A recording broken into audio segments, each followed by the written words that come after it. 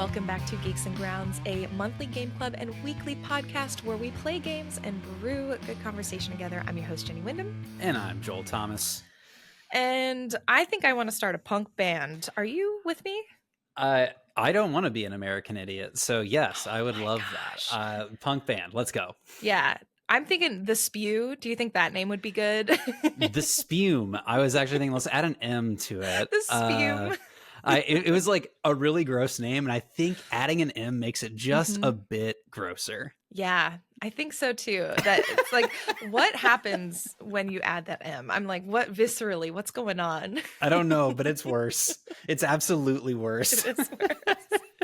So for folks who are new to the podcast, or if you need a little refresher, we play one game a month together as a community. We have this companion podcast, a newsletter, and a Discord forum and community to chat with throughout the month about the game.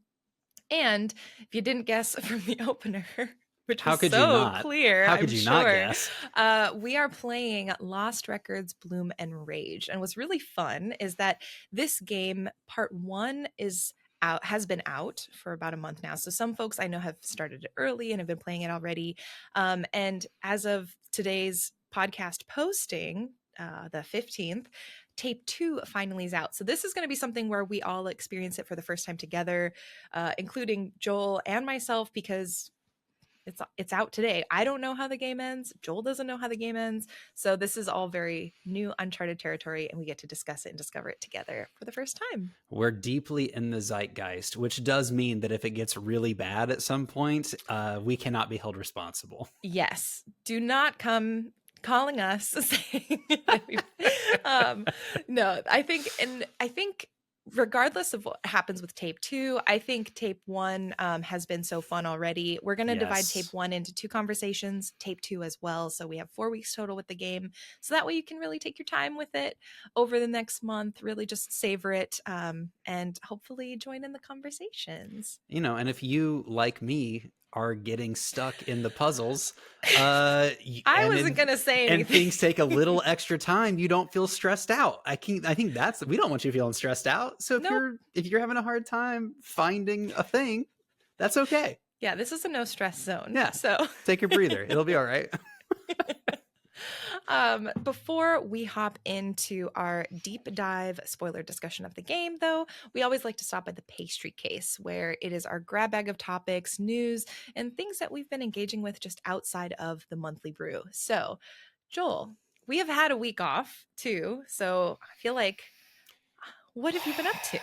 I feel like there has been so much and so little at the same time. I feel like we gotta call out White Lotus season 3 finale hit. Spoiler free. I won't give away anything. Overall, I love this season. Yep. And I was extremely disappointed with how the wealthy family, Jason Isaacs' family, Parker Posey's family, how that story concluded. I wanted more from it. And the thing that I most wanted was like some emotional addressing some things, and it doesn't happen, and it really bothered me. Other than that, though, I really enjoyed it. How about you? Thoughts? I have so many thoughts, but I will keep it all spoiler free. I think just my emotional sort of reaction to it was very similar. I really loved this season. I thought they did some wonderful things. I thought they hit some like nuances that I hadn't quite seen before in previous seasons, but there were some definite plot holes and some unanswered questions that I felt like should definitely not have been left unanswered by the end of this season. So, and I'm very cool with ambiguity. I'm very cool with unfinished, sort of loose ends. Y'all know Jenny. She's okay with ambiguity. I love a gray zone. I love a gray area. But yeah, I was a little disappointed, but at the same time, I think I still really enjoyed this season. I have nonstop in my head. This is just like a sound bite replaying consistently. I'm always like, Piper, no. Piper, no. Buddhism. Buddhism. If you know, you know. If you don't have to worry about it. Or just watch White Lotus, because it was very fun. I just saw on the TikToks, Amy something or other, the woman that has the kind of the gap in her teeth, I can't remember her name, from Sex Education, doing Parker Posey impersonations. Oh my of those gosh. lines, and it is flawless. Like absolutely I've like, this is so spot on. I can't believe That's she's pulling so this off. good. She was the standout character, Yes. personal favorite for me. Yes. Her and Rick, was that the name of her like counterpart Yep. character? Yep. Those two for me were my absolute favorites. I love Yep. them so much. Yeah, it's I great. also saw a behind the scenes thing. This is not a spoiler because it's not in the show, but there was a period where, and they filmed it, where Piper and Zion had a whole like romantic thing, like an entire What? subplot, like multi-episode subplot that got cut in the end. Oh my gosh.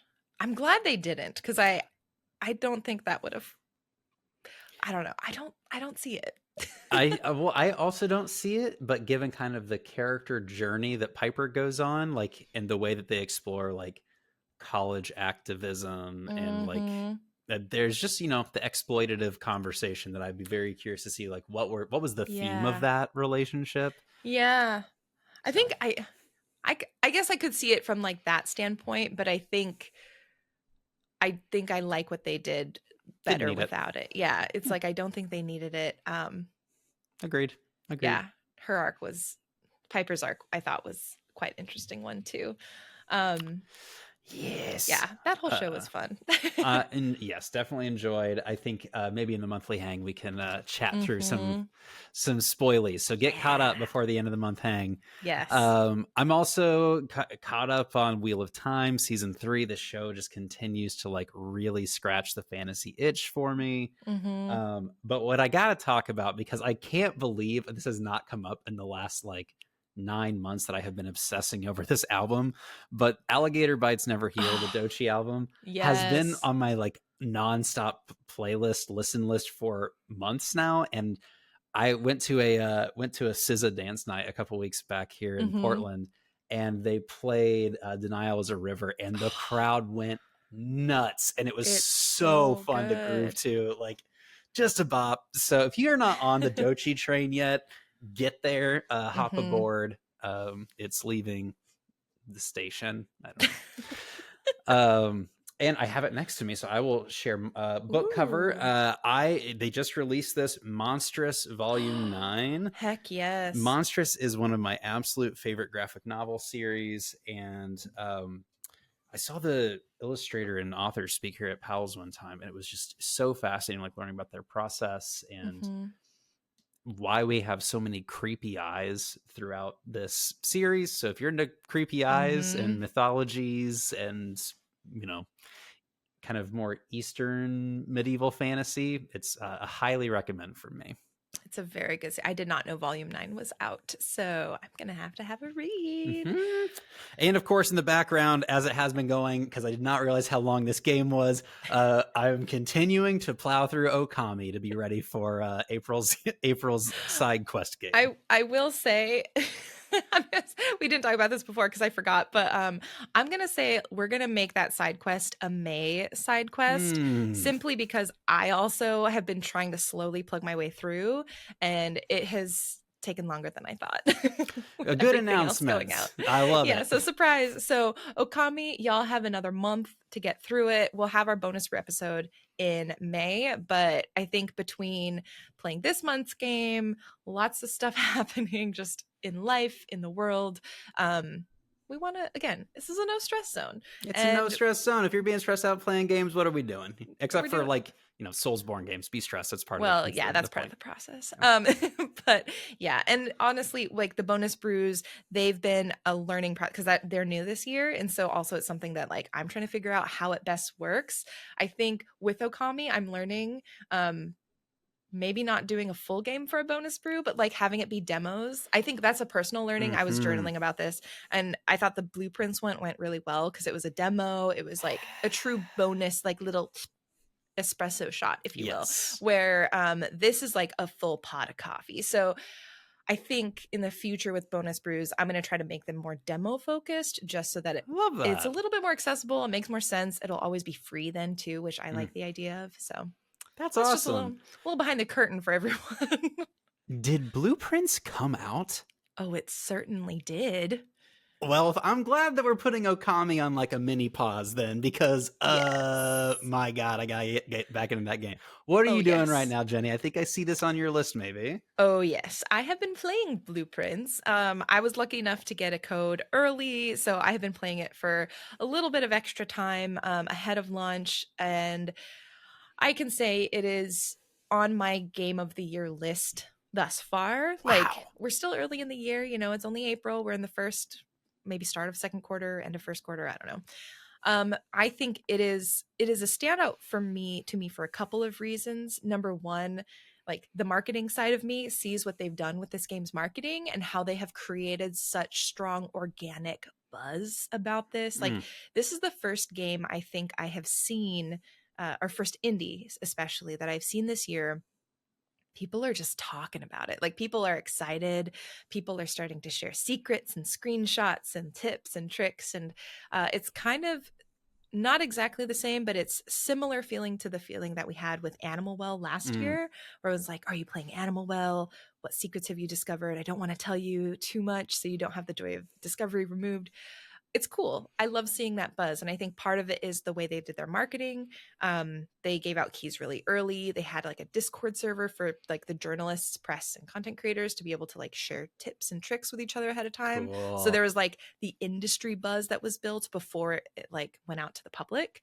But also, as we have seen in Discord, because folks in our Discord have been chatting about it, um, this is just a really straightforward game to pick up. And I think that's the best part of it. It is easy to pick up, but then there are layers. So if you just want the easy top layer, just go through, maybe roll credits, you're good. You'll have a great time. If you want to dig into the rabbit hole of blueprints, you are also in for a good time. And there's plenty for people to discover. And the puzzles run parallel to one another. And so it's like very like, and the game is very good about letting you not feel like you're missing out on things because you know that puzzles will be running concurrently in parallel and you just have to come back later on another run to figure it out.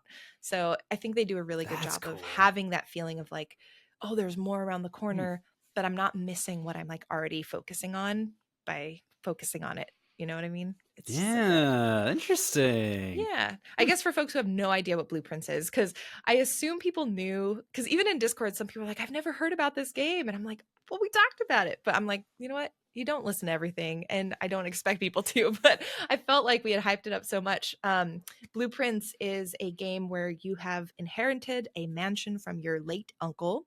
He has issued a challenge for you to keep the mansion, and that is for you to discover the secret 46 room of the 45 room mansion. So, mechanically, you are placing or drafting rooms to try and figure out the correct pathway to get to the secret room. And every day, the mansion is somehow magical and resets. So, it's about you figuring out the clues, putting them in the right order and in the right place to get to that secret. Uh, Really, really fun. It's very addictive. Do you think, I'm just thinking about this right now, when we did the demo Hmm. experience back in January, my first run was great. I unlocked so much cool stuff. I went on and on and on. Do you think that is somehow by design, that like the first run or couple runs, like maybe they like Mm, it like make, I don't know, you work in this industry in space, but I don't yeah, know, like could they be making it so like they're planting seeds to like make you feel successful early on? I don't know. Does that sound they could. possible? It is possible. I think what's interesting is you have the option to I think there's a little bit of luck, right? Because as you go Sure. through the mansion, you have three rooms that are presented to you. And so I think if you're just like doing really poorly in your decision making, I think whatever they present to you probably won't help. But they may have something that says, okay, for a first run, we're going to try and present like these category of rooms so that maybe it's like a little bit Oh. more forgiving or more options are open. But I don't know if that's what they did, but I imagine it's possible, you So know. you're saying either that happened or I was getting progressively worse at making decisions the more I was playing. It's got to be, it's one or the One or other, the Jenny. It can't be both. other. uh, um, moving on. Yeah. Just kidding. So yeah, I've been playing Blueprints. It's been really, really fun, having a great time with it. For folks who are looking for something just quick, easy, and free to try, one of the best demos I think I've played in a long time is called Castle v Castle. This game honestly looks pretty unassuming. Like you see a screenshot, it's black, white, gray. Uh, it looks like you could have made it in paint, honestly, in terms of just like it's a lot of rectangles, very simple icons, and what you see are two sort of towers facing one another. This game is basically a simple card game where you have to break your opponent's tower down, and you have like levels in the tower.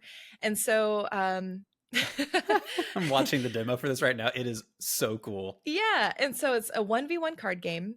You try to knock your opponent's tower down. That's it. That's all you have to do. And you have three sort of major attributes. You have build, attack, and I think magic. And you can use those three things to either buff your tower so it becomes harder to defeat, or wreck the other person's tower so you just win faster. And I can't say enough about this game. I initially hopped in. I was like, cool. I'm not hugely a card game person, but I'll play it for a few rounds because it's a new demo. Probably, I don't know, an hour and a half later, I was like, I was supposed to just play this for 20 minutes. I haven't stopped. And I haven't stopped thinking about it. And I'm really hoping they have a 1v1, like human versus human, not just human versus computer, because playing this against a person would be so much fun. The sound effects, brilliant. And I don't know, it's one of those games where it's so simple, but I think if you played against either a really smart AI or a person, it can get really complicated. Mm-hmm. So yeah, Castle v Castle. Is this going to be the new Balatro for the year? You know, especially if I have a 1v1 and you can like, especially if streamers can like stream against one another, that would be really fun to watch. That would be But fun. I think there is kind of a run system similar to Balatro where it's like you have, at least in the demo, you had a run of 5 that you had to complete. I don't know. Cool. This is also made by No Popo, and it's published by Future Friends Games and Outer Sloth. And I guess Slay the Spire's Casey Yano is helping support it as well. So it's like it has some really good card game like experts behind it. Slay the Spire, I never got into it, but it's a very popular Literally game. all of my coworkers play Slay the Spire. Yeah. Like, how have I not played this? So I feel like this has potential to become a Balatro, sort of arc. I don't want to put the pressure on, but, of course. It is that good, and it is that like the hook is there for sure. So yeah.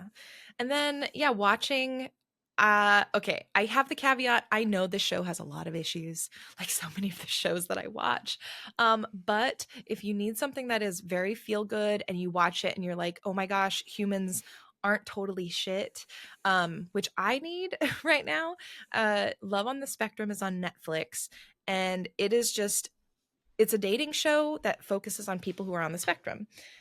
My critique is it is very like predominantly white, and they seem to all be predominantly from like very affluent backgrounds. Like their houses are mansions for the most part, but at the same time, I really appreciate watching it and having a dating show that isn't about backstabbing or cheating.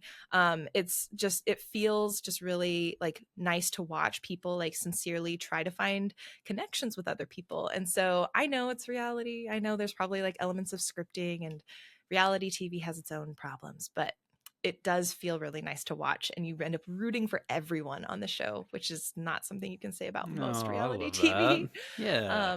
So it's like a nice little feel good. Put it on in the background while you're crafting. That's what I do. And then as far as listening, Dochi has been up there, but the one song I have just for some reason hyper fixated on again, it's my boy Ed Sheeran. He has a new single, which I'm actually not a huge fan of, but after I listened to that single, Shivers. Gotta go back to Shivers. And y'all, I forgot how good Shivers was. Like, that is a good pop song. It's like it is the definition of the word bop. Like, you bop to it, it makes you bop, you're mentally bopping. Yeah, I'm Yes. just like, this song is just so fun. Like, you cannot help but bop to it. And so I've been listening to it just nonstop on my walks, just repeating it over and over and over again. Yep. And I'm like trying to think, because I did choreo too. I don't know if you took that choreo. Maybe it was like one of the last choreo classes Ooh, I taught at that new yes. studio. Yes, I was there for that. Mm-hmm. Yeah, I was like thinking about that choreo, and I'm like already starting to revamp it. So yeah, I'm like, ins- nothing inspires me to do choreography. There are a couple people, Ed Sheeran, genuinely, some of his songs are the most inspiring for me to make movement to. Just I was so gonna weird. say, I went to Seattle this last weekend, and while I was Hmm. walking around, I went by a dance studio where a bunch of people were doing like K-pop songs. Like, oh, I gotta see what's going on Oh my here. god.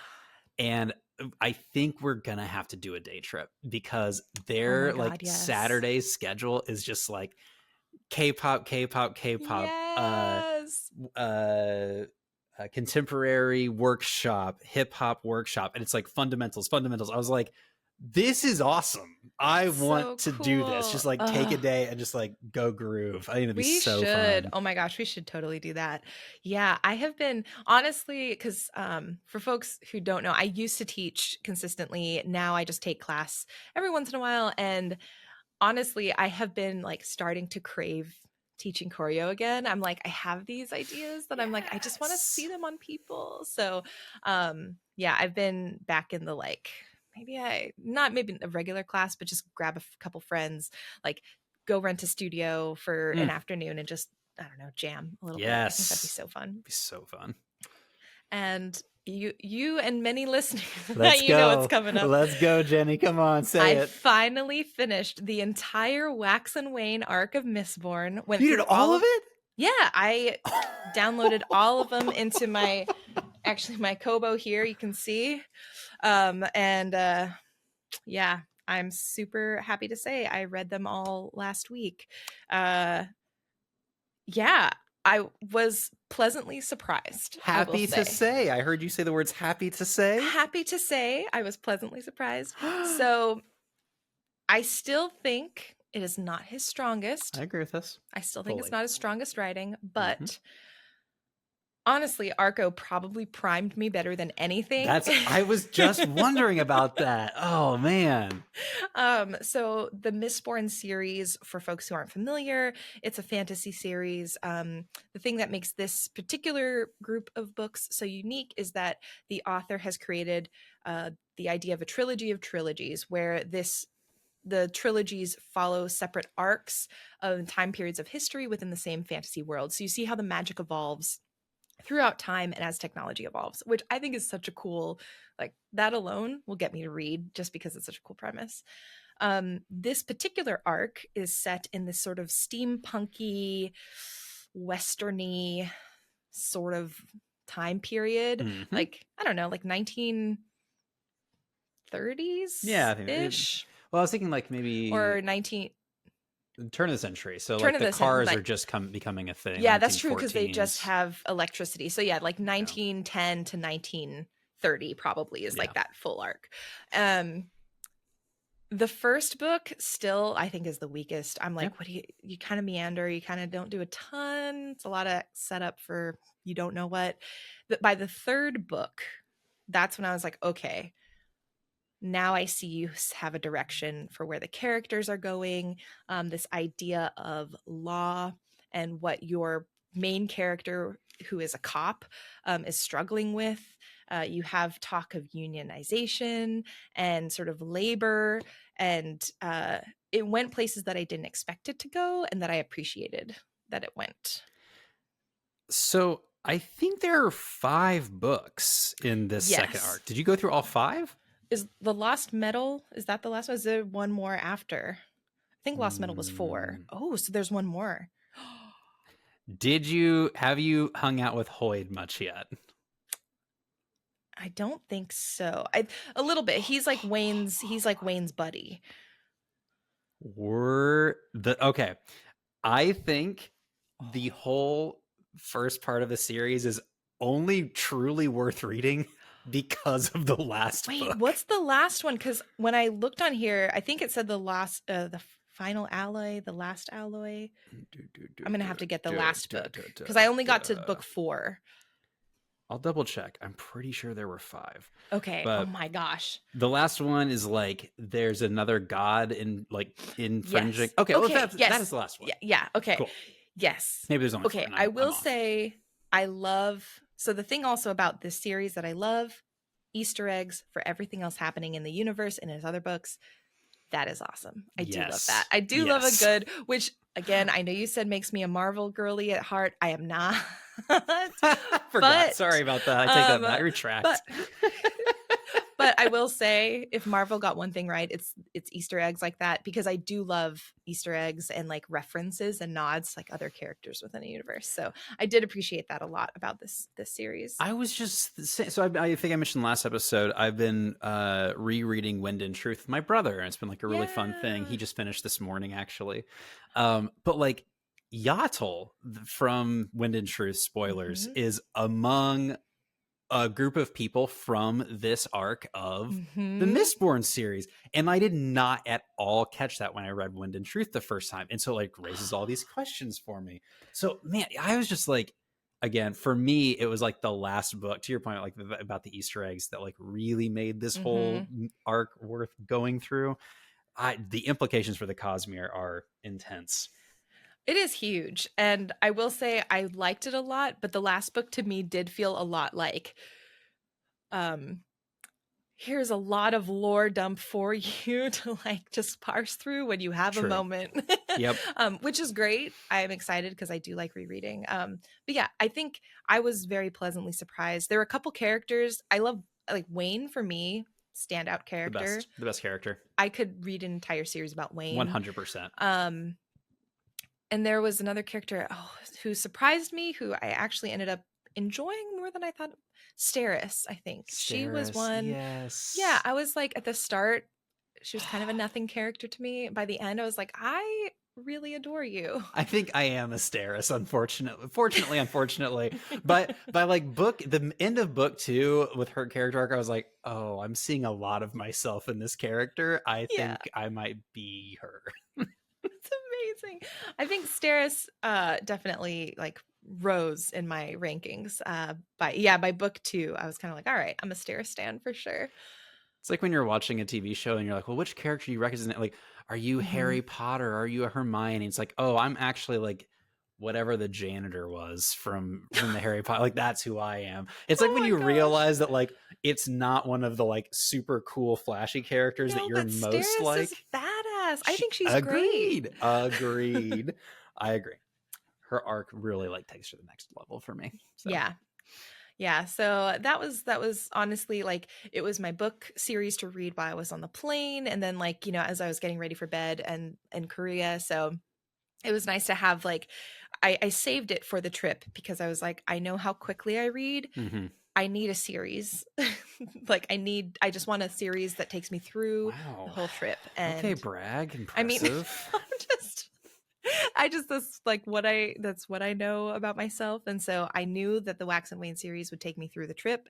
And it did, and it was great. So yeah, that was for me, my pastry case update. Very cool. So with that, some notable releases this week, just highlighting, we mentioned it earlier, but Lost Records Tape 2, if you already have joined in on playing the game, it's an update. You should have it by now. Just update your game. But if you pick up Lost Records from this point on, you will have both tapes, from my understanding. And I wanted to shout out 2 games that are also launching this week. The first is Bionic Bay. Shout out. It's published by Kepler Interactive, who I did used to work for. But I'm like, now I can say and shout this out without having a conflict of interest, in the sense that I don't work for them. I am very hyped for this game personally.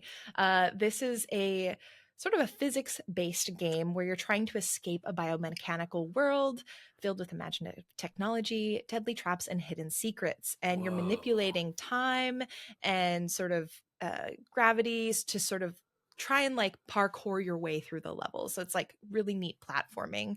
Um, I love it. It's This very looks visually striking. awesome. Yeah, right? Man. And also it also kind of has like some of the old, like it reminds me of the old Flash games from back in the day. Mm-hmm. Like it has a little bit of that element to it. But Like, the physics look incredible. yeah, it's beautiful. And it's got like really good sort of particle effects too. So everything feels very like tangible and sort of like, I don't know, it's gritty in a really nice and satisfying way.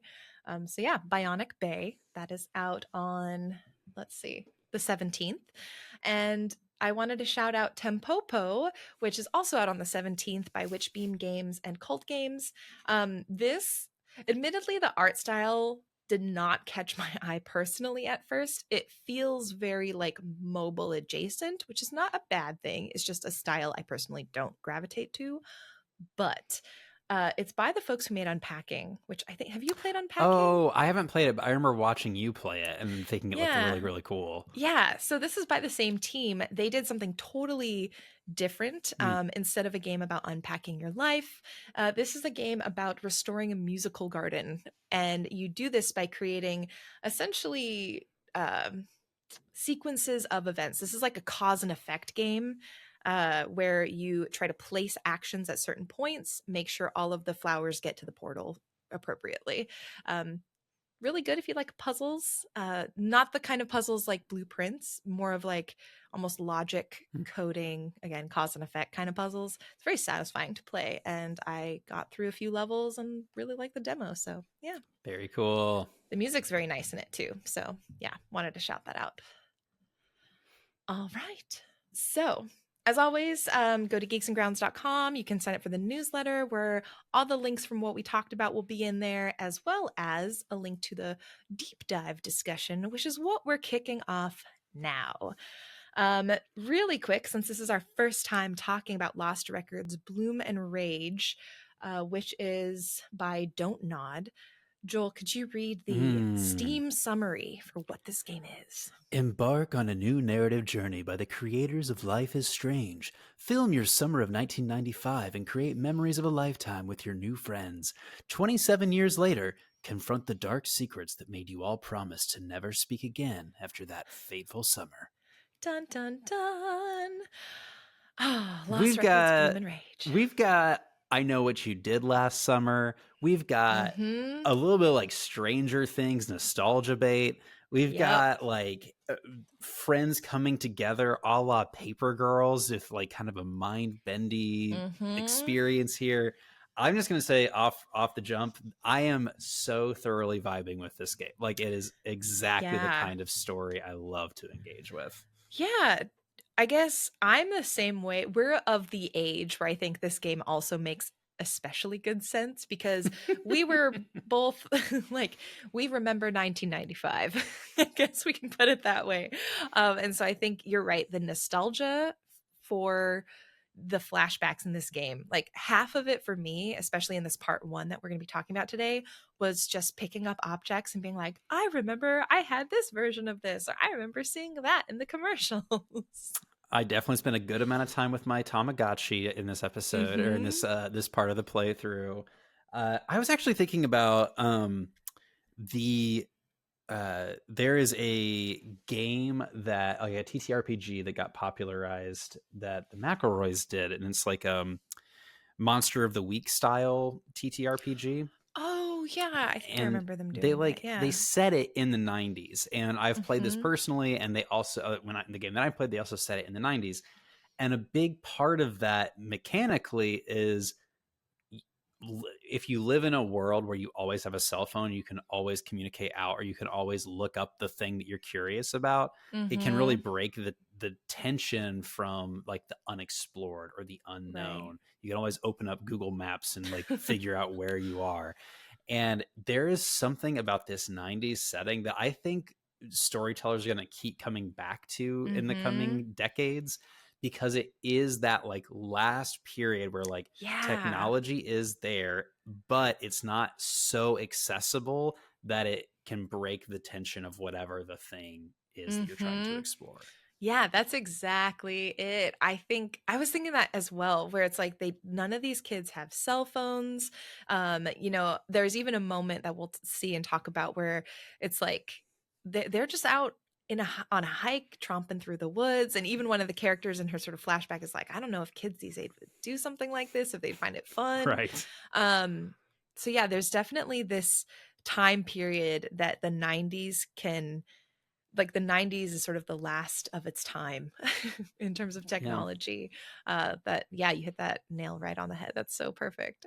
Any other first impressions of the game, I guess, that you wanted to share? I think I referenced Paper Girls, but like if Hmm. stylistically, like the color palette, the like soundtrack that's playing through my head when I read Paper Girls, or there was a one season Prime show of it, like that is this game. And I love it. I love Yeah. watching these four girls like kind of coming together and like establishing that friendship.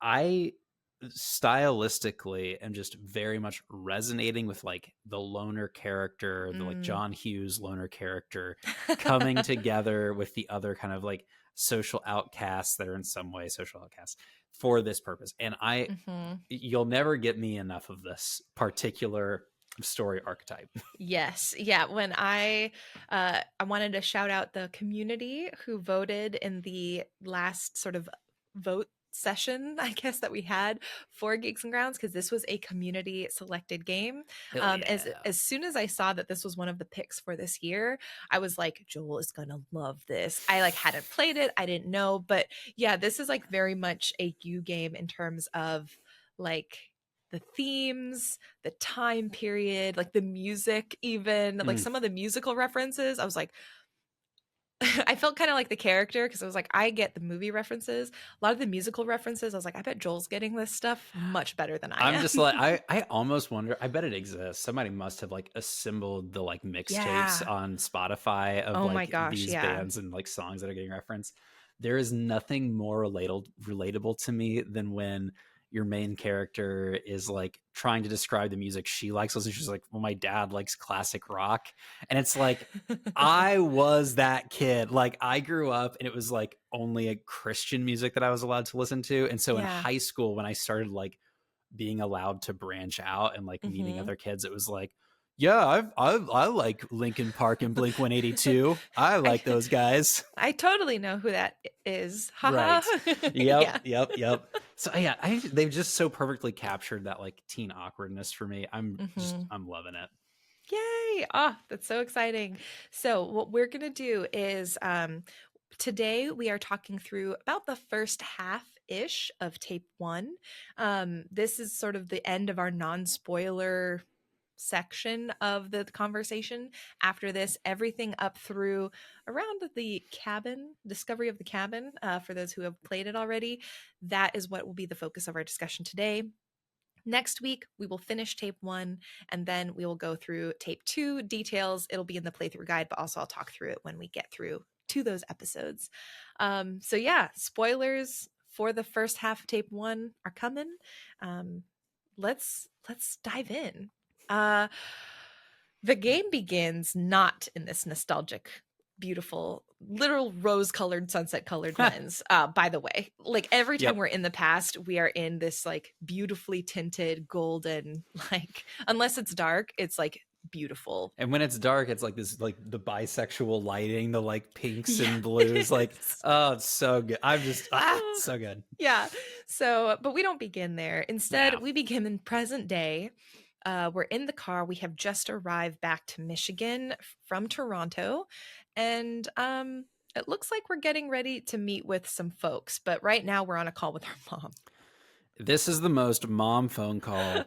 My God. Like, mom wants to talk about something I'm not interested in. I'm just trying to like go meet with my friends. I'm like, Mm-hmm. so this is like one of the things I wanted to ask you about. Mm-hmm. You get to kind of make a lot of character choices about this game. Like there's a lot of dialogue options. And number one, did not realize, I didn't read the description of the game, so I didn't realize that it was 27 years after this whatever main 1995 setting. I thought it was like I'm coming home from college. And so when I played this opening scene talking to my mom, I played it and I answered the questions as though I was like an annoyed college kid that just wanted to like be back at home and hang out with her friends and did not want to spend time talking to their mom. And then I looked at my hand and started seeing like wrinkles and like skin spots. And I was like, Yeah. oh, wait a second. How old am I? We later learned you're in your 40s now, Yep. coming back to this town. So I'm curious for you, like, are there any thoughts that you have going in for like, how are you playing this character? Yes, I played opposite in Okay. terms of my conversation with my mom, at least, and from as an adult. Um, Definitely tired, fatigued, not really wanting to engage with her mom, Swan, this main character that we're playing.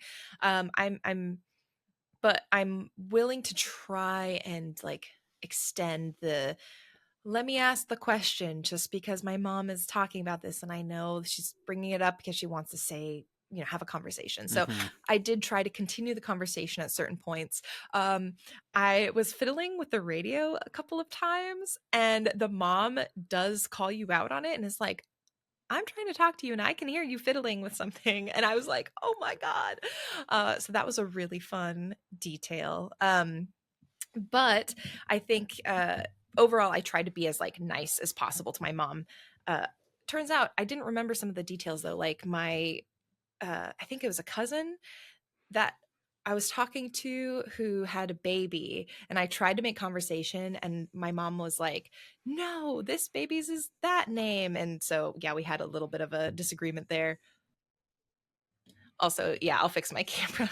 It is overheating, and I'm gonna turn on the AC really fast. Got it.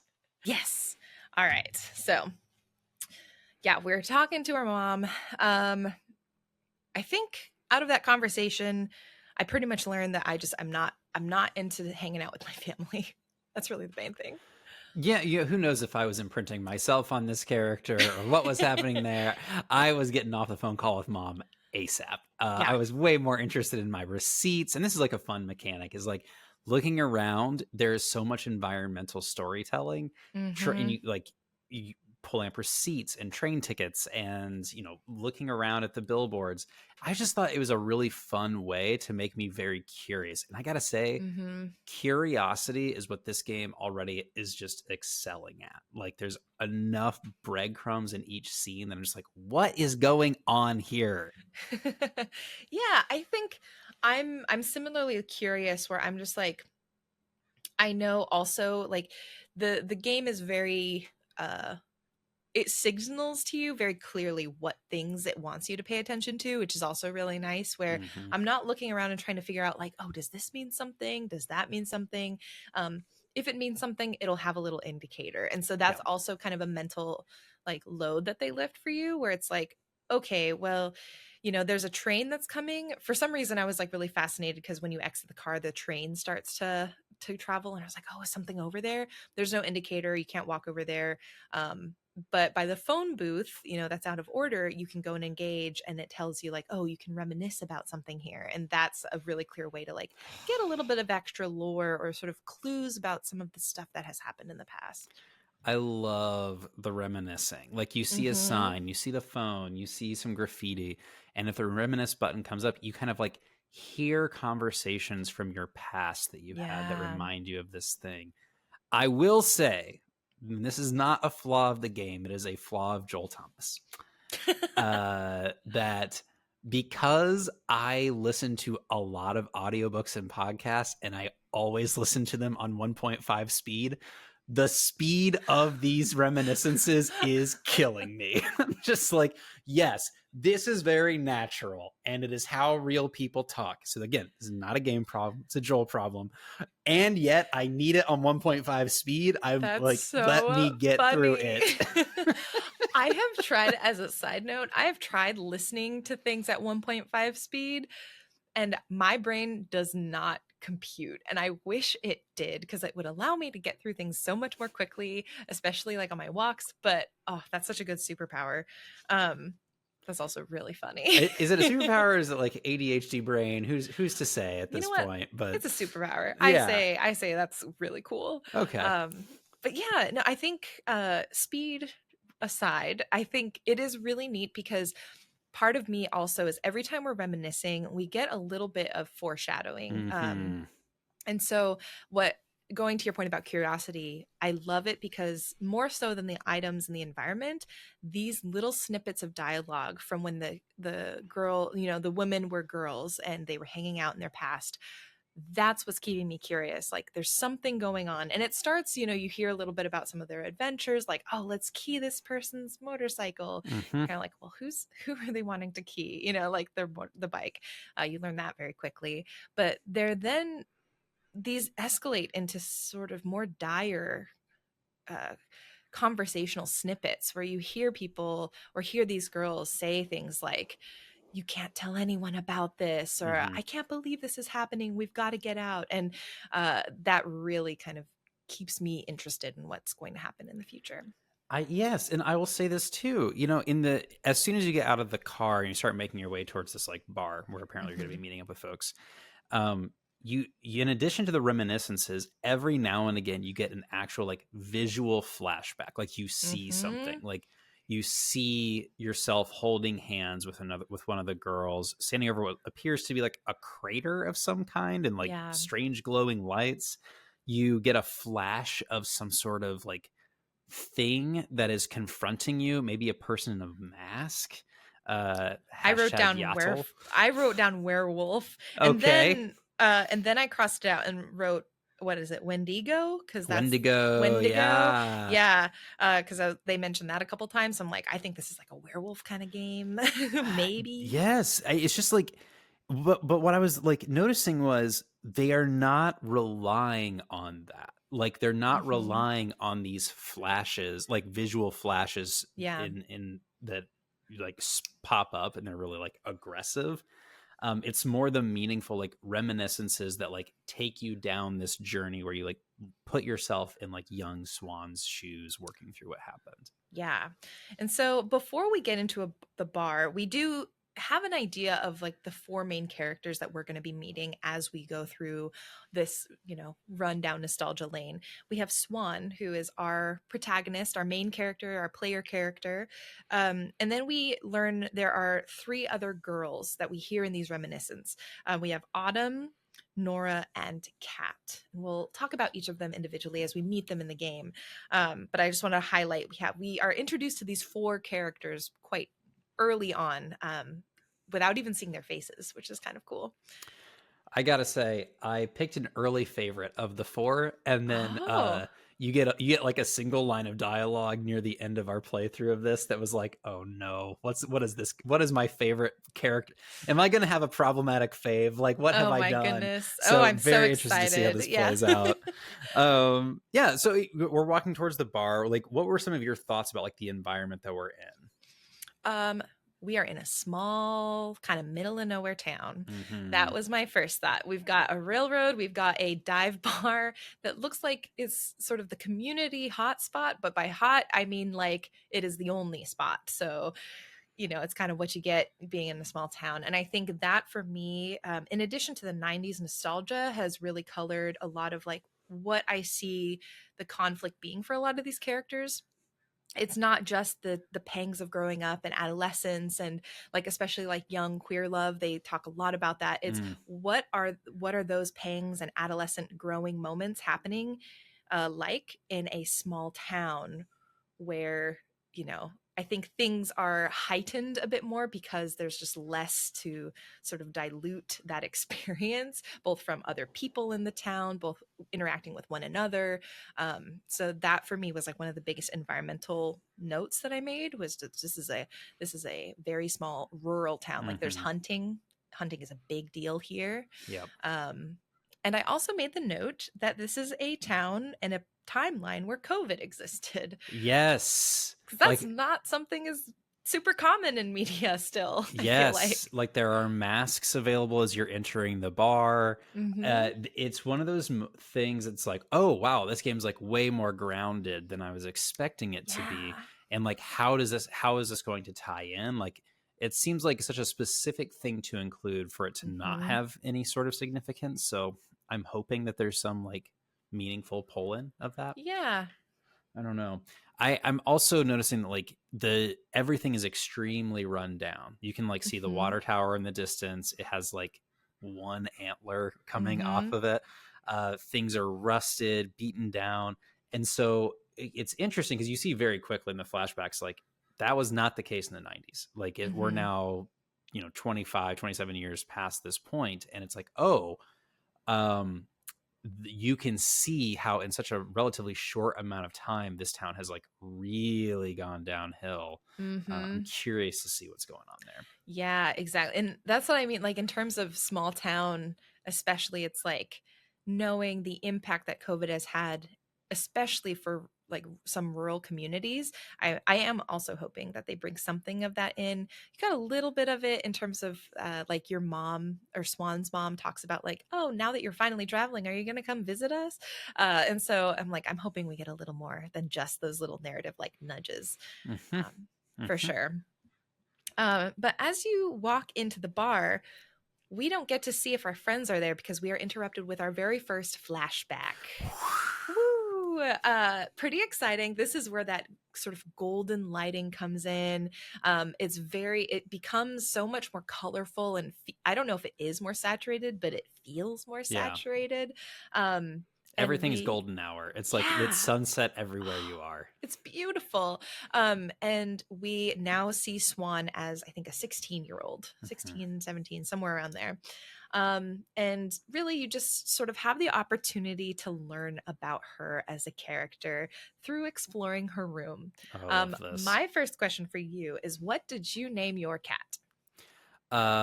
Fluff butt, fluffy butt, fluffer butt, something like that. Cute. I chose Pumpkin. Oh Was your cat orange? no, mine was white. Okay, I was curious because I was like, I have an orange cat named Pumpkin. Is that just a coincidence, or do I think our cats changed based on the names? That's kind of fun. That must be what it is. That is Ah. so cute. And yes, everyone who has not yet played petting the cat is confirmed. Mm-hmm. Fantastic. The little like the movements of the cat, I'm really enjoying. The Yeah, petting, it felt very real to me. yeah. Was there anything about exploring Swan's room from a nostalgia standpoint that really stood out to you? Like all of it, like the book cover of like the trade paperbacks, like Yeah. Oh old my school gosh. 90s style, like not as like a thematic thing, like that was the style back then. Mm-hmm. The blockbuster like rip off VHS case that she's like rented and like has to like you're trying to find like the movie that you have to return. Although BT dubs, we're going to talk about this, but like I really struggled to find things that you needed in this game to progress the story. Like usually in each scene, you're given like things you need to find or do or record Mm-hmm. because you're in a you're into like the camcorder life. Mm-hmm. And I consistently could not find those things. Like absolutely wild behavior that in That's the so 90s funny. you would rent a VHS and put that VHS in a video case that it does not belong in, Yeah. and that's where you find like a rental. Are you serious? It was like, no, under no circumstances would someone do this. I That's what cannot believe it. That's what I'm saying. I was like, that is just so odd to me. And I'm like, maybe because we're both very like organized type people, where I'm like, I know that for us, this movie A goes into case A. And if you don't have movie A, you don't put anything else into case A, right? Maybe, and folks can let us know if you're listening and you were a person who just like because people do it with CDs, people do it with DVDs. I was never like, you put the right thing in the right case always. Always. It's not like I can't understand, like, if you rented a bunch of movies and you put the wrong one in the wrong titled case where you can't see the cover, you just see the Blockbuster logo. Okay, I understand that. This was beyond the pale for me. But I know you're to your point, like you find a Tamagotchi, the candy Mhm. that you find is reminiscent, the Polaroids, the font of the things on your bulletin board. the Yeah. the VHS player connected to your TV with the 3 like AV component Yeah. plugs. Like, oh It's a square man, TV. It's not like a widescreen.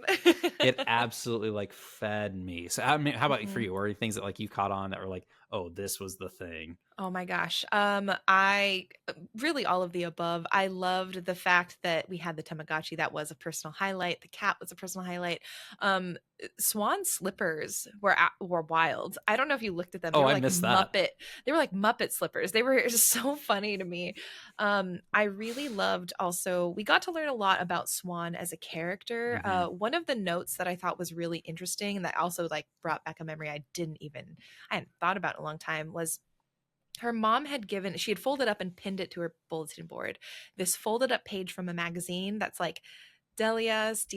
I don't know if you remember Hmm. that, where it's Yeah. like you have outfits that you looked at from a magazine, and her mom had ripped out the page that had like prom dresses or school dance dresses and was like, you should like if you go you should pick one of these dresses. And like I remember looking at magazines and circling and like cutting out outfits and saving them in like a mood board essentially Yep. for the school year. And it was fascinating because I'm like, man, I don't I'm sure they have magazines still, but it's just like something that's I'm sure kids don't do anymore because they have Pinterest I and mean, they have Pinterest like now. they have the internet now to like create mood boards with. So what are people doing cutting out and making magazine collages? I remember doing that. So yeah, it was a really cool walk down memory lane. I like that also we learned that Swan, um, she's creative. Like she's super outdoorsy. She loves to learn about insects and plants and animals. She loves to paint. She has crafts. She goes to camp. And she loves to film. And that's like her Hmm. thing is she got a camcorder for her birthday and she wants to like make movies, which is so cool. She even notes like I think she's also getting ready to move, and in her new school there's an AV club, and she even notes she's like I hope that they have girls in that club. And so I thought that was also an interesting nod to the fact that she's aware this is not a very girly thing for her to do, Hmm. especially at this time. And it's interesting, like this, you also immediately start picking up on the insecurities that Mm-hmm. she feels like, even when she's talking to her mom on the phone in the car, and the Yeah. opening scene is like a 40 something. Like you can tell that there's like some strange hesitancies with like how she views herself within the world. Yeah. And you definitely pick up on that in the high schooler. I mean, she's a fat character, or at least she's perceived that way within like culture, like the extra thin culture of the 90s at the Mm-hmm. time. And I was kind of worried of like, how are they going to handle this? Like, God, 95 was brutal. Yeah. And like, there's a point throughout the game where like you're finding snacks, and it's like, well, mom buys the healthy snacks. Like, here's the diet food. And I was like, Mm, God, I had forgotten about that, where it's just like diet culture is yeah. everywhere. It's kind of wild because like right now we're seeing a resurgence in that kind of diet culture. Like the 2000s have been very in fashion wise, but also like body preferred body types and like pop culture and wider culture especially that oscillates. And so like we have different body types that culturally we favor and Hollywood favors, and right now we're actually back to sort of the thin is in of the 90s and 2000s, early 2000s. So it's been really interesting playing this game right now, where a lot of that like imagery and type of language, even though it's evolved and isn't quite the same, is still very prevalent, or more prevalent again, when I felt like we were kind of moving away from it for a time. Hmm. And it's so wild because she's a chubbier girl, but she's not like I'm No. like it's wild to me because Yeah. yeah, I'm just like, although I don't want to discredit, because as a teenager, I remember because I was never like a super skinny kid, and I remember being so self conscious, and so like playing her, I'm like I get it, I totally get it, and so I thought they did a good job with it without, at least so far, feeling insensitive to like the experience that could like that teenagers do experience and Like I adults. Yeah, and adults. And Yeah. it's interesting. I was reminiscing on this a few weeks back, like the diet culture of the mid to late 90s, where um oh, who's the actress from Titanic? Oh, Kate Winslet? Kate Winslet. And like I watched an interview of her where she was reflecting on like how it was a big deal that she was considered like overweight at the time, which is like fucking insane to me. Yeah. And like how we define like America Ferrera and Sisterhood of the Traveling Pants, Oh like my gosh. Yeah. it is just like I don't think people today who weren't like living this at the time understand just how much it was like it's not the shark in the water, like it's the water Mm-hmm. you're swimming in. It was everywhere. So Mm-hmm. I'm glad they're not shying away from that. One of the other things that we'll talk about as we get into is like this is good. It's kind of a diverse cast of characters, like ethnically for and racially within the four girls that we're going to be following. Mm-hmm. And I was really wondering, like, man, are they going to like make this a story point, or is it going to be like, no, we just have like four girls that are racially diverse and they happen to become friends? And it has already been coming through. And I'm just like, Mm-hmm. this game is doing so far such a good job with like handling these aspects of identity and the insecurities and the confidence that come along with that. I'm Mm-hmm. just super impressed. Yeah, I was also, again, it was like pleasantly surprised because I admit, for Don't Nod, like the reference point, especially we read it earlier, is like the Life is Strange games. I know that the Life is Strange series is very beloved by a lot of people. And I played the first one and I thought it was pretty fun. Like I thought it Hmm, was pretty good, but I haven't really found myself captivated by the series in a way that I think a lot of people are. And so I was a bit apprehensive going into this game. sure. But I do think that the way that they've captured, like you said, the insecurities, the confidences, and the ways that these girls interact has been really cool to see in a video game. Like this is like some of these moments are like true girls moments. And I think that's been really neat to see, and I hope we get more of that. And I just hope as we continue the game, it like continues through that, and that we don't drop the ball in like the second half of the game. Since we haven't played it, we don't know what Yeah. happens there. Yeah. But in this first section of the game that we've played, it has been really nice to like see that friendship and see them play off of one another in that way. I'm going to throw this out here too, because I decided to do a little like personal fantasy fulfillment, like thinking back Mm-hmm. to myself during this phase and like how insecure and nervous I was all the time. And I kind of decided early on that I am going to play this game that in a way that like being with these girls brings out a confidence in me that no one Mm-hmm. else gets to see or have. And Yeah. so anytime I'm making character choices, when I'm talking to my mom or whatever, like that's going to be like angsty, not a great relationship, Mm-hmm. whatever. Mm-hmm. But when I'm with the girls, I am just going to abandon the like the most shy responses and always go with like, I'm sharing the truest version of myself. I'm going to take Yes. the risk. And it is like making me feel healed in some ways. Like, oh man, little Joel Yeah. could have done this. And like, what would that have been like in life? That's so, it's really incredible to hear that because that's the exact thought process I went through when I was playing. Because especially Yes. we'll talk through this first, there's a major confrontation that happens quite early on. Mhm. And in this confrontation I played it how I felt like Swan would interact with these characters, which was very shy, very like, I don't want to fight, I don't want to engage, like let me be. But then you start hanging out with the girls and I had the exact like moment of, Ugh. we're starting to become friends. I want to be my true self around them because if they're my friends, I think they should love me for who I am. And it has been really wonderful to play, because so far it also has been like reciprocated. Mhm. It's always been a very positive experience to be true to who I am, and so that's really cool that like we both thought the Awesome. I same love that. thing. Yes. Um, but sorry, so we diverged a little bit from the plot itself. Where did we We're end? in I the think bedroom. we're still in the bedroom. We're We're going through the just, tutorial, like how to yeah. use your camera, how to look at birds out the window. The big plot point that's revealed here is that you are about to move to Hmm. Canada. Didn't get a sense yet how far away that move is. Like, did you get a Hmm. sense? Like, is this like at the end of the summer? This move is happening. Like, I couldn't quite tell. I think I just assumed it was by the end of the summer. I Okay. don't know why I assumed it. I think later we find it kind of is by the end of the summer, but I think I always sort of assumed it was before the school year was going to begin. Got it. Yeah. My initial read was it's happening tomorrow. And so when like you continue this flashback and like the next scene is like you're going to return the VHS that you found and like there are these girls and you're gonna meet up, whatever. I was like, you gotta get home, girl. You're moving tomorrow. And so like I totally This is a misread the fast moment. game. Yeah, wow. I was like, oh, does all this happen over one night? It's a 12-hour experience. 12-hour night in the woods. Yeah. No, yeah, it's a little bit longer of a leeway to enjoy summer and hang out with these new friends. We now know.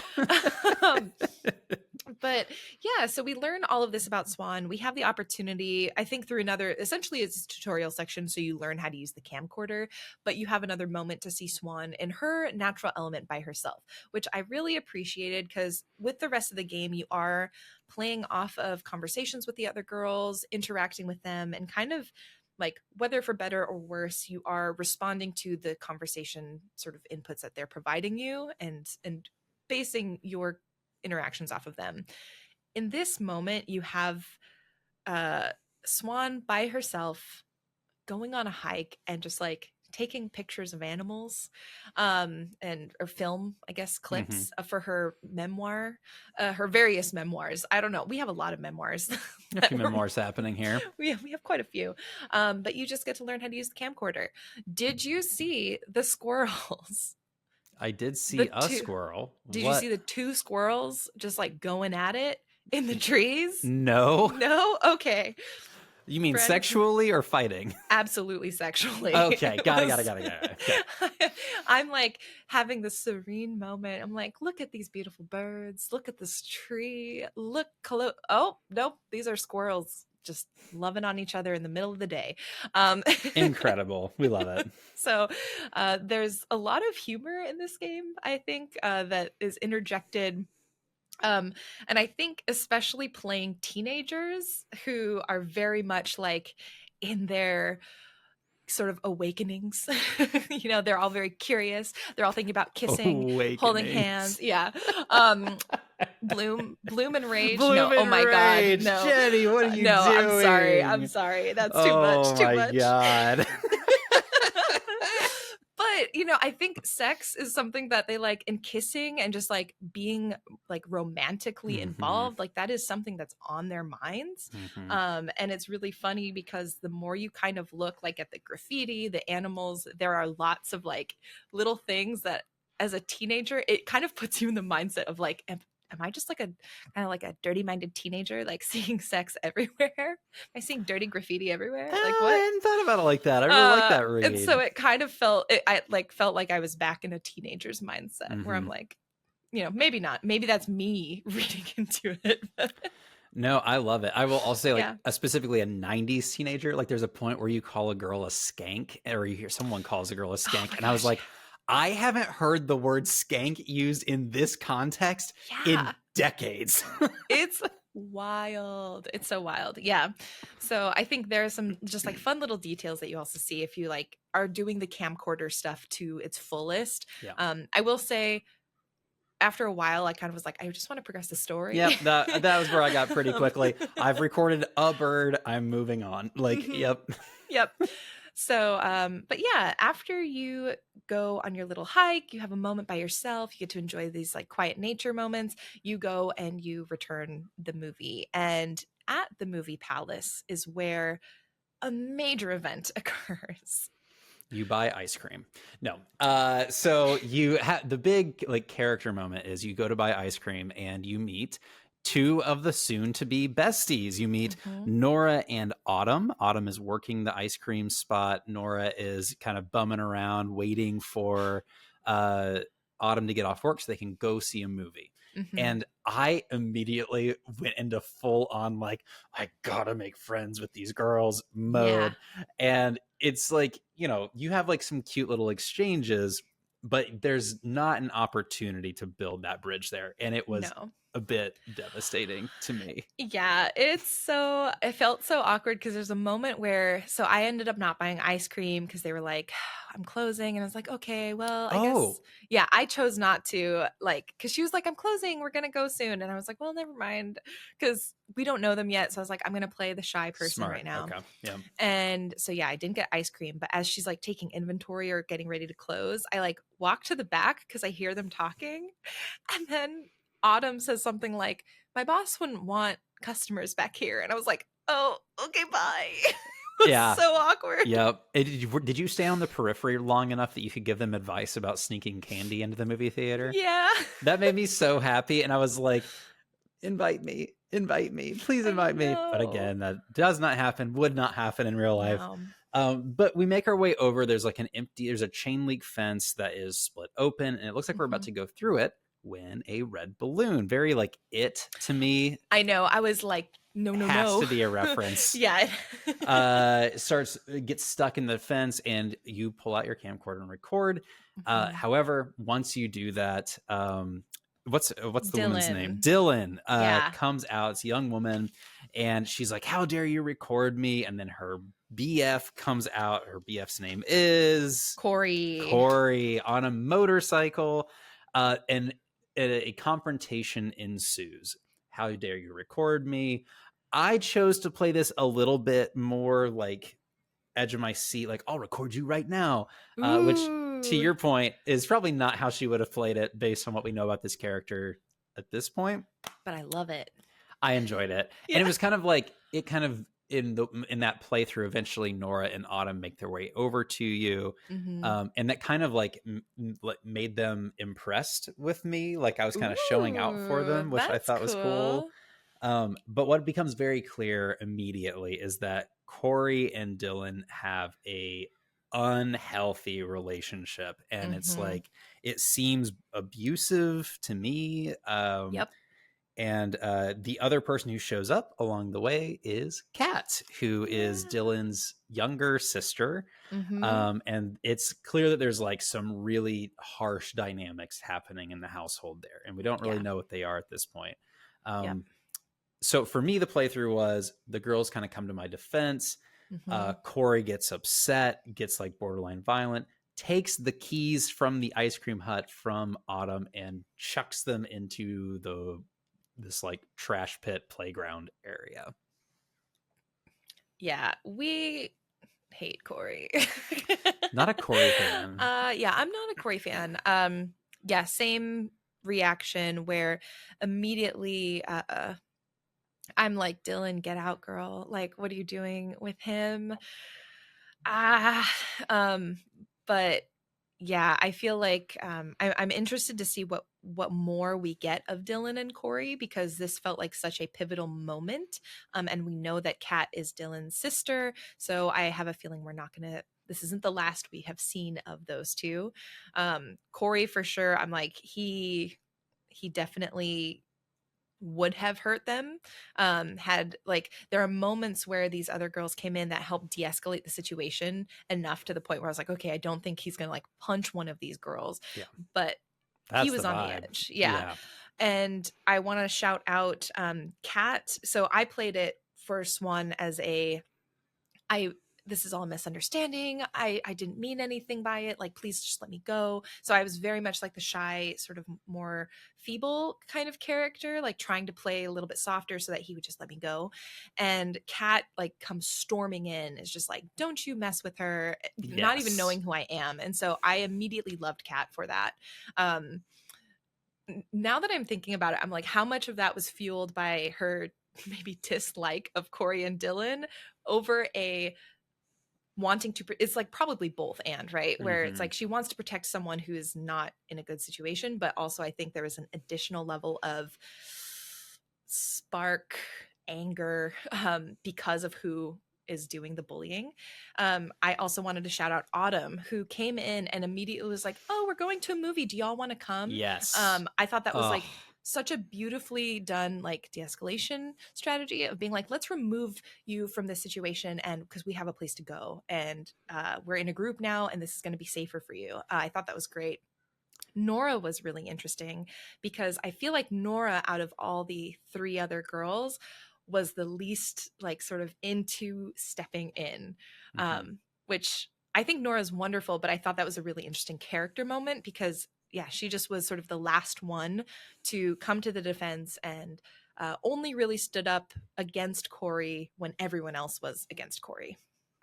That is an interesting read. I had not picked up on that. You're totally Yeah. right.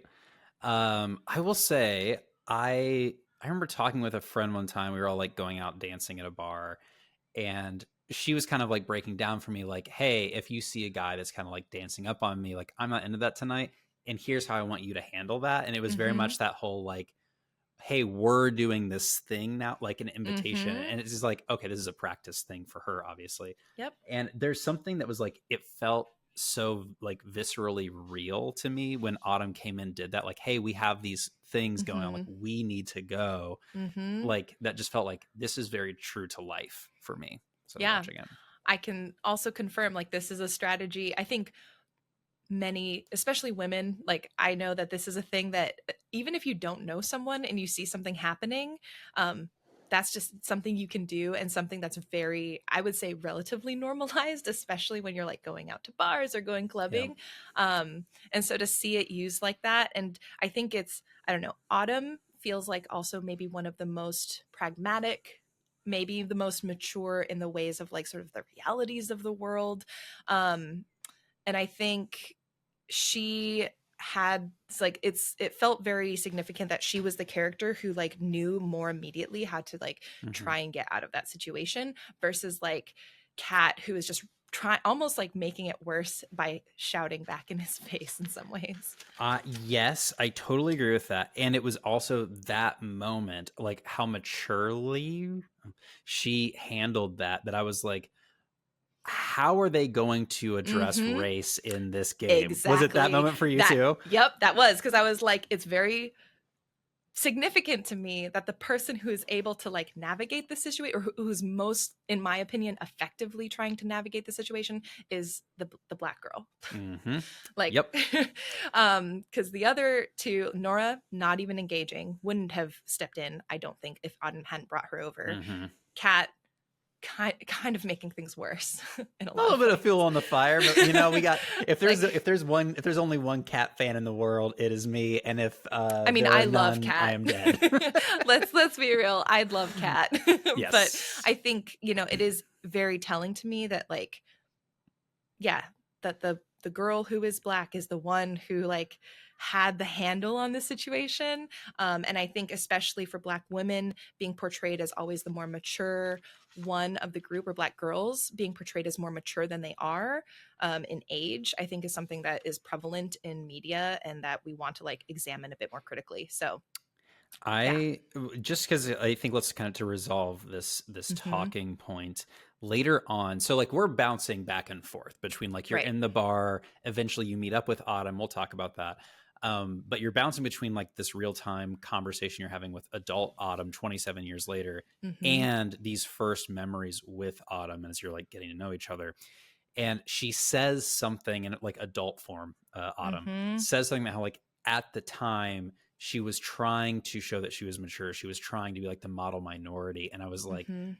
thank God. Like I was like, they're gonna like they're like the blackness of this character is going to be a meaningful part of this story. And I am Hmm. so interested to see how they can hopefully continue to like honor that as a part of the story. But I was initially a little like, what's going on here? Are we going to talk about this? It needs to be a Hmm. conversation. Right, because especially for black women in media, it's like you have the angry black woman. So if she came in and she was angry black woman, that would have been like a big red flag for me, to Yep. be very honest. I do think it is interesting because like, yeah, this idea of her also being aware of like, I know that me coming into this really like high tension situation, I have to be like more calm, more mature to Yep. like be, just because of who I am. um I think I was impressed that they included that because I was not expecting that. Yeah, Fully agree. yeah. So let's just kind of wrap up this flashback scene. That like eventually, we're back bouncing back and forth, present to past. you make your way to a kind of a junkyard scenario where it's like an old busted down playground with like really old tools or toys and things to play on. Mm-hmm. And you start like you get like one-on-one time. It's like you're in The Bachelor. You Yeah. get one-on-one time with each of the girls. You get to record them. You get to learn a bit about their story. It is in this moment that Nora became my favorite character and continues to be so far. Although there's a line of dialogue near the end of this that has me worried. But Mm-hmm. plot wise, you get one-on-one time with each of them. You start finding like there's kind of an old encampment of houseless, maybe a houseless person that lived there at some point. Yeah. And you get the keys. You knock them down from their perch, and they fall down a drain. What happened when they fall down the drain? Because I covered the drain pipe before, so they didn't fall down the drain in my playthrough. So did you get the What? keys? No.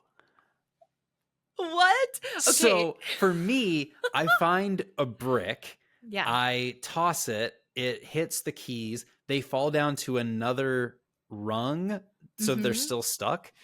And then the tower, and then the tower falls down, and the keys go into the drain, and it's covered. So I never recovered the keys. Oh, what? Oh my gosh. Okay, so what happened for me, almost virtually the same. Before I find the brick, I was looking down on the ground by where the keys would land, and there's a hole with the drain. I covered it with a cardboard piece so that when the keys fell, they did not fall down the drain, and Autumn was able to get them and not get in trouble. Jenny, okay, y'all, okay. So I wrote a note down in my journal that's like, oh, kids not looking down first and the keys falling down the drain is something obviously a high schooler would do. How cool that they included that in the story. But now that I know it could have been solved, I am realizing it is also something a 38-year-old person would do, because I, as a person playing, could have done that. We were all the high did schoolers not. all along. God damn it. That's amazing. This is why we have multiple people playing the same game at one time, because you get this. This is great. I love this so much. Oh man. Any stand-up moments from that the late night scene for you? I think it's really nice to finally start getting to talk to folks. It's really interesting because I did not intentionally set out to like kind of romance Nora. I actually think I like Autumn and Kat a little bit more, just for personally. But my character and all of my responses seem to be pushing me towards Nora. Interesting. Just really interesting. But yeah, like getting to know each of the girls is really fun. I really love how each of their personalities are really distinct, and you learn about them so quickly. Like we get these little snippets and flashbacks, but I feel like I have a good sense of each of them from these really short moments, which is really cool. I gotta say, I am intentionally romancing Autumn. It just feels like that's where the story is supposed to go for me. But high school Joel would have been so about Nora. She is like the ideal like punk rock princess that like I would have been all about. Yeah. And so it's like it's eating me inside a little bit. So oh my gosh. you know, we're dealing with it. Yeah. Oh my gosh. Well, in addition, you find the keys. You get a little bit of back and forth between the present day where you're ordering drinks, or at least I chose to order drinks for Autumn because she had to take care of some work stuff on her phone. And you get sort of two additional sort of just hangout summertime beautiful happy moments. The first being a hangout session in a garage where you see Autumn and Nora playing in band practice, and you and Kat are just kind of vibing and hanging out. Really fun, honestly. This is another great opportunity to explore, see the environment of the 90s. Yes. You learn that Nora's parents have split. You learn that Nora's a bit of a burnout. Like you find her weed stash. Again, the idealized woman for me of that period. So yeah.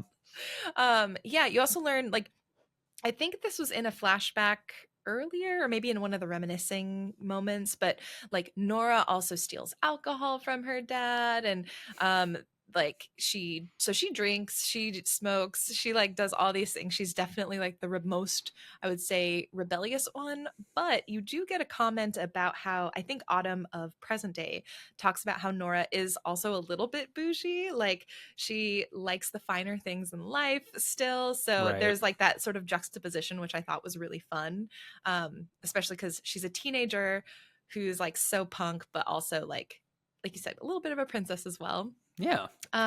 You learn that she also really wants to go to LA. Like all of them really want to go to LA for kind of various reasons.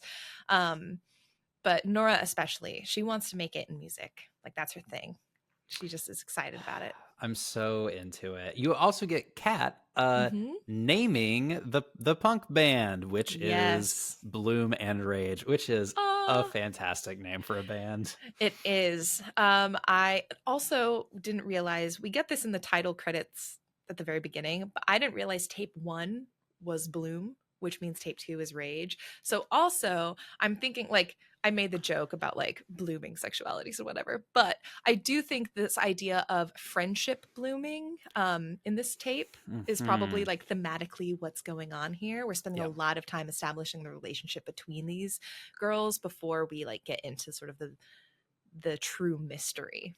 I gotta say, this is something that like I struggled with as I was making some character choices. Is Mhm. it is very clear that Swan is starving for friendship. And Mhm. so I'm kind of pursuing like romancing the Autumn character, and like it feels right because like it feels like there's like this queerness element to Swan's character, and I want to make sure I'm honoring that, Mhm. if assuming that it is there. But there's a part of me that is like, this girl needs friends, and like I almost feel like I'm putting all of these friendships at risk because I'm doing this romance playthrough. And so it's Oh, just like an yeah. interesting balance that I've been thinking about as I'm playing through. Yeah, I hadn't thought about it, but that is true. It's like Swan needs just a social group in general. And I think it's I don't know, as a teenager who loved having crushes, like I loved crushes so much. I always had at least like two crushes when I was a Hmm. kid. Hmm. Um, I feel like I think it felt sort of natural in a way for her to like have Yep. these new friends and immediately kind of have crushes on all of them. I And you're like, yes, and you're not yes. quite sure if they're like friendship crushes or maybe something more. Like Nora early on is very like kind of joking, but kind of serious, like, I would kiss you. Um, and for me, I was just like, oh, okay, all right, like we can go there. And I did have a thought of like, wait, but we like just met and I don't know if I have any other friends, like should I just maybe slow this down a little bit? Hmm. But it felt very true, like at least a teenage experience that I could like relate to, where it's like Yep. you're just sort of uncertain about this whole thing. You're just like, I guess I'll take whatever happens and kind of roll with it. And it's like, I don't know if this is, but Yep. we'll just do what we do. Yeah. Feels very real. Yeah. It's hard to avoid crushes in high school. That is for sure. Hmm. Hmm. So as you go through the garage band, you decide to, hey, let's go out and film a music video together because we've got the band, we've got the So good. director. And so the next flashback scene, the bar scene kind of is like a little bit of you talk to a few townies, which is like cool, but there's nothing substantial that really happens there. At I'll least, talk about a few like things that have me curious, but yeah, yeah, I think there's like we'll play through let's go through the flashbacks. there's Yeah. like some stuff that you could hypothesize about, but like narratively nothing super substantial at the moment. But yeah, we go on this hike, filming some cool shots for the music video, and the sunset is gloriously orange, golden Hmm. hour the whole time, and we make it to the overlook. Um, and we have this moment where basically it got me not like choked up, but I did get this feeling of like, oh man, because they have this moment of them sitting across on this like sort of dilapidated Ugh. bridge, and they're like, we're going to be friends forever. And I think being in my mid to late 30s, knowing like that's not really how all friendships pan out, even though at the time you think of it like that, knowing also narratively that's not what happens, just literally we know in the story Yeah. they don't keep in touch. There's this like really bittersweet tinge to everything. Like the sunset literally is like the sunset on like almost their ideal, like this is what life is gonna be like. We're gonna be friends forever. We're gonna go to LA. It's kind of a little bit of an emotional moment there. I fully agree. Like, it wasn't even just like nostalgia in this moment. It was like Mm-hmm. a yearning for what that Yeah. type of like community and friendship was. That was like, God, they so thoroughly nailed this experience, and I really miss it. Mm-hmm. I will say, to your point, like I remember when I was teaching high schoolers and like just chit chatting with them one day, and I don't know how it came up, but I said something like, "Oh no, I'm not friends. I have one friend from high school that I talk to on Facebook, and that is it." And Yeah. they were horrified. Like, what do you mean? And I was like, yeah. And they're like, well, you didn't grow up here. I was like, yeah, I grew up like 5 miles from here. And they're Oh like, my gosh. so you don't talk to anybody from high school? I was like, I get one person on Facebook at the time. Like, it was Mm-hmm. like one of those things that was like incomprehensible for them. And I think kind of maybe worried them a bit. I know. Sorry, here's Whoops. a reality check from your future. Yo. Yeah, well, it's kind I was thinking about it too though with cuz playing this I'm like who am I friends with from high school? I'm like I'm not counting like the Instagram pseudo stalking that we do because I will check on people that I know from back in the day because I'm just that kind of a person. But I am not in meaningful touch with any of my like really close friends from high school. And I'm just like, it feels, I don't know how to feel about it. It's like I don't necessarily want to like go and call them right now.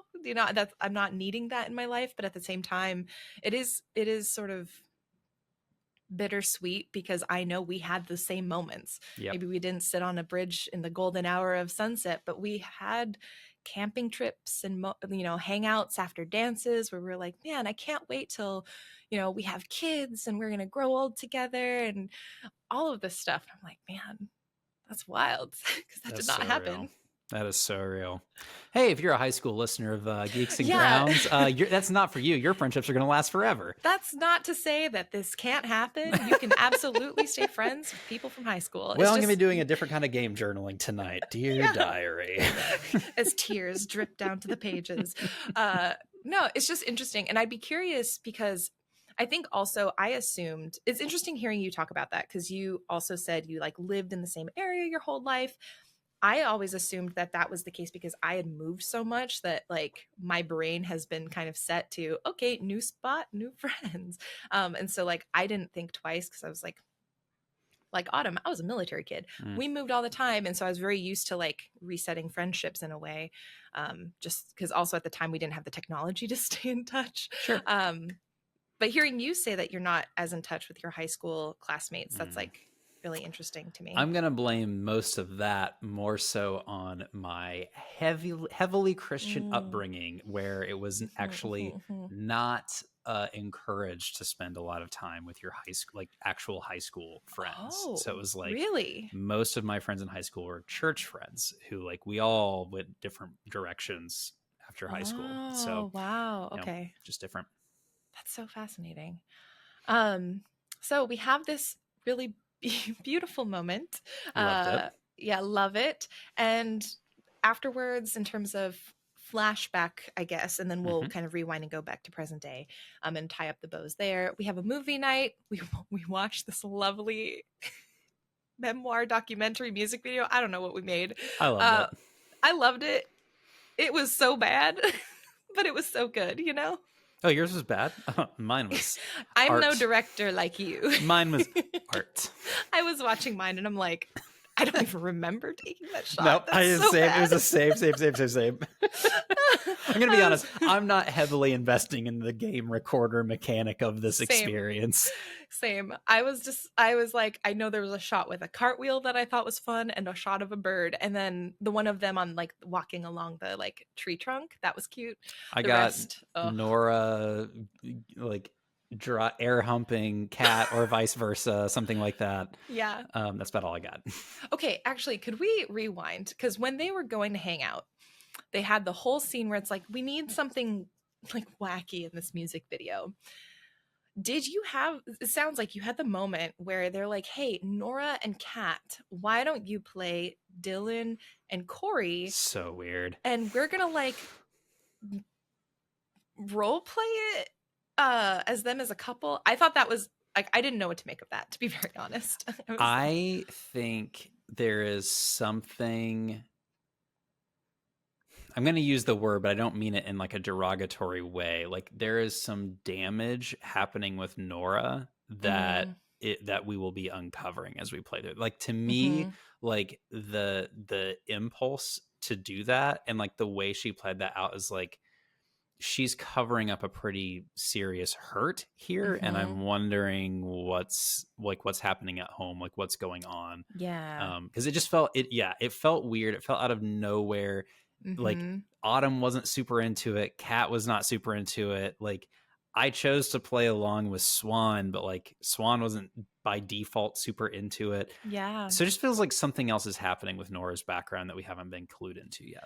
Yes. Okay. That's kind of where I landed as well. Cause I was like, this was awkward for everyone involved. And I had a moment where I apologized to Kat after because I was like, I'm sorry, that was weird. And, you know, we kind of left it at that. But yeah, I was curious if you had any additional thoughts because it was just, for me, it felt very like, whoa. I think the only thing I got after was talking with Autumn, and she was like, Nora really would have wanted to kiss Kat. And I was like, oh, okay, cool. Well, maybe that explains it. Yeah. So interesting. I'm curious to see how this maybe gets cropped up or brought up later. Yeah. We'll see. And then on our way home, things go a little awry because we get lost. Lost in the woods. Night in the woods. Here we go. It's the night in the woods that you were waiting for all along. Yes. You have your flashlight for your handy dandy camcorder. You make your way. And what's interesting is, you know, we're watching the music video like the next day, right? Yep. You're hanging out in the basement. And while you're watching the music video, the lights start flashing. Like you're in Nora's basement, you're watching the recording, the lights start flashing, the camera gets fuzzy.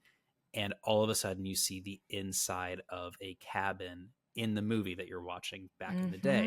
And then it's like, oh yeah, wasn't it crazy what happened last night? And then you get put into, we're walking home. That's right. The night has hit. We are lost. You crest a hill and see a creepy looking cabin in the distance. Cabin in the woods. Different movie. Different movie. Yeah. So that's where we'll stop narratively today, I think.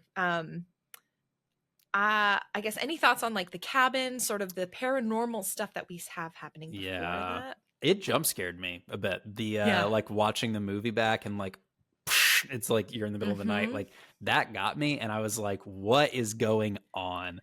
We'll get into like exploring the cabin next time, but everything to me that has me like creeped out is actually happening in the present day right now. So do tell me more about that, because we haven't talked as much about present day, and I'd love to close out with that. Sure. So you meet a couple characters, like the bartender's there. He's holding onto your phone and charging it for you. That's a red flag. Why am I not checking in on this? It has me more stressed out than anything else in the game. I keep going to the bar, like, I'm going to go get us a round of drinks. I'm going to go pay, whatever. And it's like, girl, get your phone. What is happening? And like, I have a lot of anxiety about this. You meet a regular named Pam, who's like, something strange is on the wind. I don't trust Pam. Something's going on with Pam. You're learning about how broken down everything is. Autumn to me is acting a little suspicious. Like she says that she's a social worker now, and she has this case that's coming up, and she's also the one who coordinated all four of the girls getting back together. You committed to never seeing each other again, which was a surprise to me, because I, again, didn't read the synopsis. I assumed it was like I moved away and fell out of touch, but no, like whatever happened, you vowed to never see each other again. Yeah. That's creepy. Uh, Yep. and the thing that is the impetus for us getting together is Autumn received a package, Hmm. and it's a very like she hasn't opened it yet as far as where we are in this part of the story. And there's like scribbling on it and writing on it, and it's like, I know, remember me, I was Hmm. there. Like the messages that are written all over that package like Hmm. really have me like freaked out a little bit. um and yeah, so I think that's kind of where I am with all of this, is like all like the flashbacks that are being visually like forced into you, the like quick ones, Hmm. all of that's happening in present day. Autumn says she's been having flashbacks lately of these things. Yep. To me, like all of this is just like it has sparked that curiosity, and like what happened back then and what is happening Hmm. now Yeah. and why now.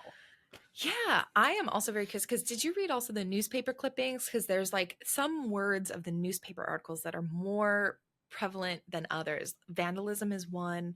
I think I didn't write it down, but there was one also about like upset around a unplanned concert, which I was like, did Nora and Autumn have a concert and did people get like mad? Like, are these newspaper clippings from that era? Possibly. So yeah, I agree. There's something very odd going on. I also think it's perhaps a little, maybe it's not so weird if everyone promised, and maybe Nora and Kat are keeping their promises, but I'm like, Nora and Kat have not shown up yet, and if they are, like, what's going on? Are they just late? Am I just reading into, are they just running late, or is I don't something else know. happening? Well, and they also, I think it was in this moment, but Mhm, apologies to the listeners if this came just a bit after where we're stopping, but Autumn says something like, well, it's after what Nora did. And it's just mhm, like, well, what did my fave do? Like, I don't mhm. like this. So Yeah. Well, okay. And there's a line that happened when you're looking for the keys. It's when you first meet the characters. And I have a couple predictions. I feel like I have two, one for Nora and one for Kat. I don't know if both, one, or neither will happen. I think Nora, there's a line about her smoking and like wishing she would quit. I'm like, did something happen with Nora? Maybe later on where she is like ill because of all of her smoking and like something's coming up. And this is maybe why they're getting brought back together, is because she's like ill. Kat also had a two lines when they were all hanging out on the bridge in that golden hour sunset, saying they're best friends forever. That felt a little out of place to me. And it's Kat's line about how life is moving too fast and that she just wished things would slow down a little bit. And it coming from her, it felt more heavy than the other kids saying, I don't want school to start soon. Like yep. that had more gravitas to it. And so I'm like, what's going on with Kat? And does that relate to what we're seeing now in the present? Her home life seems also like there's some serious turmoil there. We know that she Mm-hmm. has like really religious parents. We know that there's Yep. this stuff with her sister's boyfriend who like now works for their dad, and so he's getting like a free pass to be an asshole. Like Mm-hmm. there's a lot of destructive elements here that I'm interested to like peel back those layers and understand what's happening for sure. Yeah, definitely. Um, so that is it for today. I know we went a little bit longer, but there was just like so much, I think, just There's so much to emotion and talk about here. nostalgia to talk about through all the game itself, too.